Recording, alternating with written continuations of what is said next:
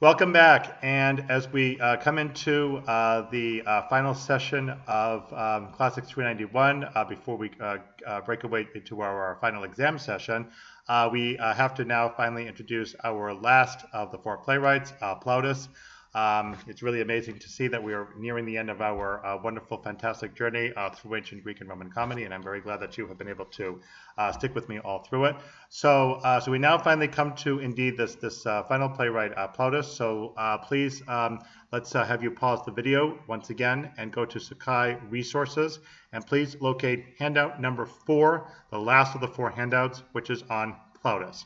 Please pause your video and go to Resources on Sakai and open the 4th handout.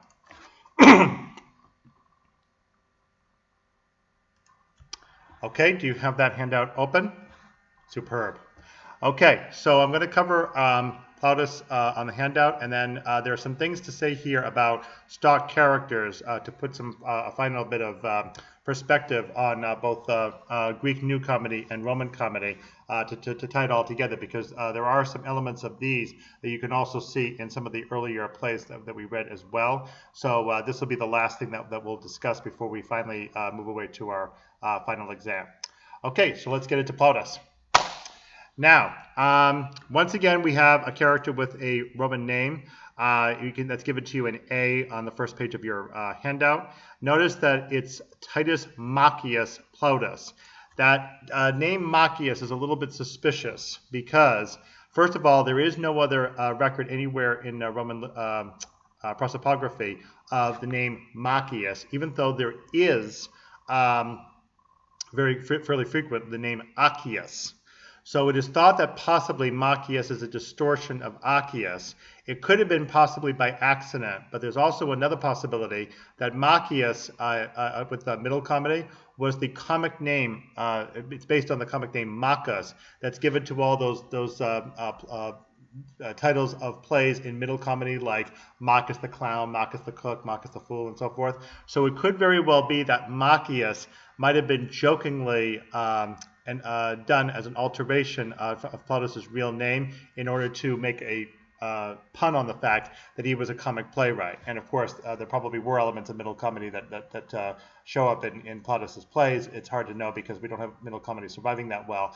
But either, again, it was a mistake, or it could have been a twist. It is possible, of course, that Macius is Plautus's real name, but there is reason to think that may not be the case. All right, so anyway, what we have for his name is Titus Macius Plautus. Born in 254 BC approximately in Umbria, and deceased in 184 BC. And again, I'm sorry to say that we don't know very much about him in terms of background, but apparently he suffered a very similar fate to one of the classical music composers named Johann Christian Bach. Plautus apparently made lots and lots of money writing plays, but then he speculated wrongly with the money and ended up, unfortunately, losing all of it. And so he had to turn away from his playwright writing, ended up working in a mill, and died, therefore, in extreme poverty, unfortunately. The same thing happened to Johann Christian Bach, that he went with Franz Joseph Haydn to Paris, where the two of them were able to make lots and lots of money, but then Johann Christian got scammed and ended up eventually also dying in poverty much the same way. So Plautus did not, unfortunately, live out the rest of his life in nearly as good shape as he had when he actually had been able to function as a playwright. That said, though, Plautus did have quite a prolific career when he was able to write plays. He began producing the Fabulae Palliatae in 205 BC. If you're unclear about that term still, you should go back and review the video on Fabulae that describes the distinction among the different types of plays that were put on. Remember that Fabulae Palliatae are the ones that are based specifically on Greek models. So 205 BC is the first year that he started producing them. We have 130 names attributed to him in antiquity. Fortunately, however, we have a testimony by the ancient scholar Varro, who would have written about a century and a half after Plautus, that specific plays were in fact the ones that were thought to be attributed to Plautus, and that all of the other ones should be discarded. So Varro chose the plays that he thought were actually Plautus's, and we are confident, because those are the ones that ended up surviving, we are confident that Varro got it right, and that the 21 plays that we have are in fact the ones that really were his, and we have those surviving. A couple of them are fragmentary, but for the most part, we're in good shape. So the names of those plays are given to you on pages 1 and 2 of the handout under Roman numeral 2. We don't have a lot of information about the play's own backgrounds in a couple of cases. I might, however, on page 2 mention a couple of interesting ones. First of all, there is Miles Gloriosus, which is the play that you're reading in this course, the Braggart Soldier. That's number 12 on page 2 of the handout. And then I also might point out the Mostellaria, number 13, and Pseudolus, number 16. If you get to watch the film, A Funny Thing Happened on the Way to the Forum, you will find that Pseudolus is also the name of that main character. And it played, as it turns out, ironically, by an actor whose name is Zero Mostel, M-O-S-T-E-L. The funny thing about Mostellaria is that that play is about a haunted house, about convincing the owner of the house to move away from it for a time because there's some kind of a haunted spirit inside of it, and that's allows for other shenanigans to go on inside the house while the master is away. And that very same thing also happens in A Funny Thing Happened on the Way to the Forum. So it's funny how all these names actually do tie together in this really neat way. So anyway, so there are the names of all the plays, and there are also quite a few quotations from other plays as well. But again, these 21 are the only ones that are thought actually to be Plautus's. So there appear to be adaptations once again from both Greek Middle Comedy and Greek New Comedy. We're not in most cases we have a pretty good idea of what the source was, or at least the author's name. And bear in mind that often the same name was used for both the Greek original and the Roman copy, so therefore we can usually make that connection pretty well. And as you can see, several of the plays are based on our good fellow Menander's plays, including one called the Bacchides, which I didn't assign for the course, but it is also in your yellow and purple textbook, so you might want to have some fun reading that one separately. That one is based on a Menander copy. So let's turn now to page 3. So Plautus differs markedly from Terence, and we alluded to that back in the Terence video and on the Terence handout, in that Plautus is much more into stage entertainment than Terence has. Plautus, of course, predates Terence, and so it may be that in the early days of Roman comedy, when it wasn't too well established, it might have been necessary to be a lot more entertainment-minded with that very distractible audience that we talked about last time with Terence's misfortune with the mother-in-law. So Plautus, therefore, doesn't always stick exactly with the plot as he maybe originally set it out. And you'll notice, even with the Braggart Soldier, when you get to read it, that actually there are two distinct elements of the plot going on with Braggart Soldier that don't actually fit all that well together. First, you have the whole shenanigan with the slave of the master who chases the monkey on the roof and then has to be tricked out of thinking that he saw the man and the woman kissing down in the house because of the twin sister and all that stuff. So there's that whole element. And then there's the actual tricking of the major into going into the neighbor's house to find that neighbor's wife, who was actually a courtesan, it turned out, and thereby letting go of the woman that he kidnapped and eventually allows that woman unwittingly to rejoin her lover, and allowing both those two and the slave all to escape.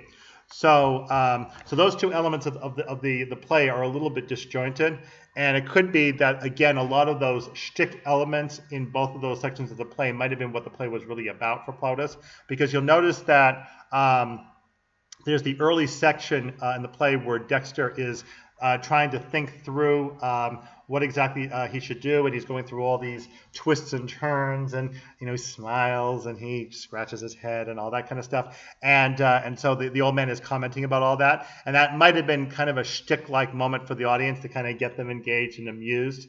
Also, that long bit in the middle where the old man is talking about the way to carry out hospitality properly, where Dexter's getting impatient because he wants to get to the plot, but the old man won't let it go because he's trying to describe all this stuff to Nauticles, the young man. And that, too, again, might have been put in for the amusement of the audience, almost like a kind of commercial break or extra vaudeville kind of act in a way. So, because again, it could be that Plautus was sensitive to the need to entertain the audience. Also, we should point out that the manuscripts are questionable in some cases, and we don't actually know whether all the lines, as we now have them of the plays, actually belong in there. That long bit about hospitality by the old man is probably longer than it originally was in the original play. It might have been several different versions of how to go about it that might have actually been combined into one long scene. I think your textbook tells you that. So it's hard to know exactly what the original play would have looked like in that respect.